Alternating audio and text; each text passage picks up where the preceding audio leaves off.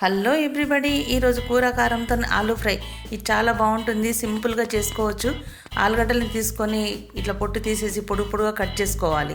Stove పైన pan పెట్టేసి oil పోసి కొంచెం జీలకర్ర వేసుకోవాలి. ఆనియన్ వేసుకున్నా చాలా బాగుంటుంది, నేను వేయలేదు.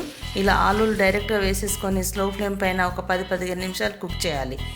ఈ ఆలూ ఫ్రై మనం చపాతీకే కానీ రైస్కే కానీ చాలా బాగుంటుంది. చూడండి, ఒక 10 నిమిషాల లోపల ఆలు మంచిగా కలర్ మారింది. ఇప్పుడు కొంచెం పసుపు వేసుకోవాలి. దాని తర్వాత కొంచెం సాల్ట్ వేసేసుకొని అంతా కలిపి ఇంకొక 2 నిమిషాలు కుక్ చేయాలి.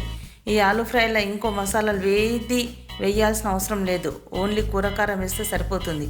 అందులో అన్ని మసాలాలు ఉంటాయి, చాలా టేస్టీగా ఉంటుంది.